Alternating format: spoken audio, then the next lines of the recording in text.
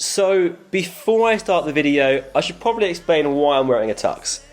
It is kind of related to the video, so I thought, why not? You've always got to look good.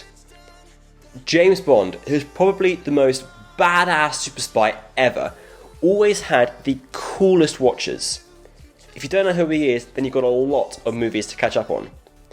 But anyway, they were mechanical watches that had hidden features like lasers or controls for cars. And that's what this watch is. It's a hybrid smartwatch made by a Swedish company called Kronaby. And although it doesn't have lasers, it does have some pretty cool features.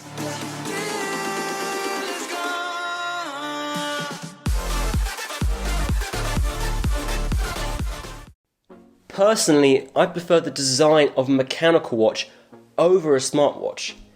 It has a timeless feel that's not going to look dated in a few years, but I wanted it to do more than just tell the time. That's why I like this watch so much. It combines the style of a mechanical watch with some of the features and capabilities of a smartwatch. So basically, it combines the best of both worlds. So the model I have here is from the Sekel collection. It has a 38mm stainless steel case, which is on the smaller side, but I wanted a watch that was going to be so comfortable I forget I'm even wearing it. They do a 43mm version though, if you prefer a larger watch. The glass is double domed sapphire crystal, which is really resistant against scratches. It also has an AR coating, which reduces reflections, giving it a very clean look.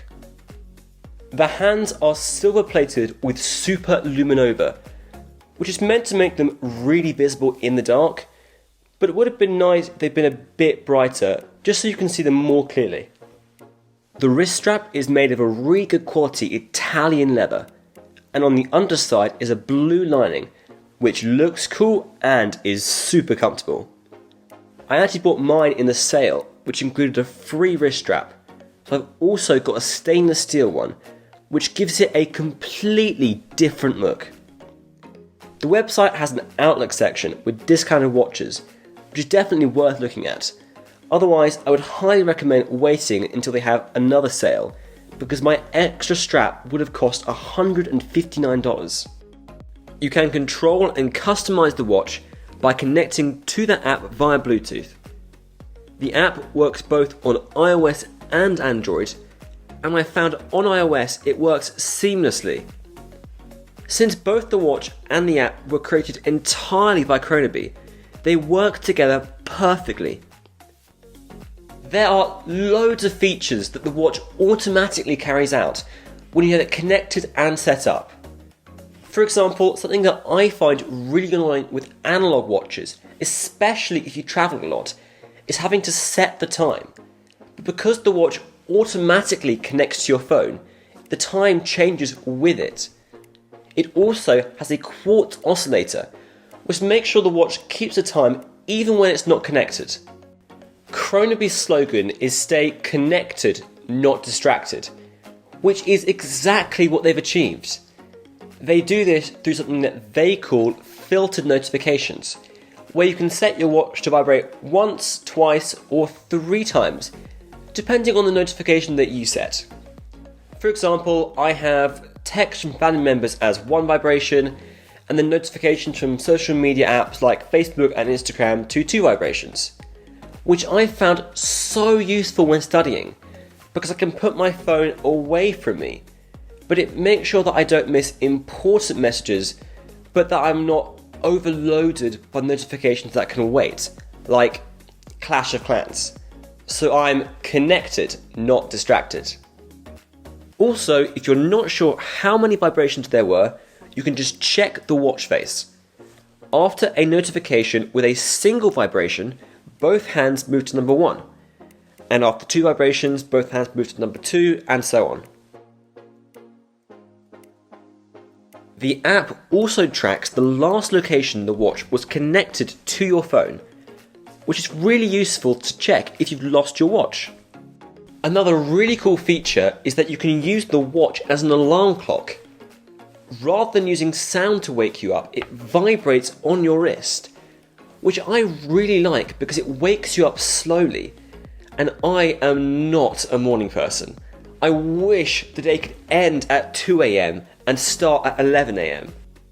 On the side of the watch, there are 3 buttons that can be fully customized with loads of different options.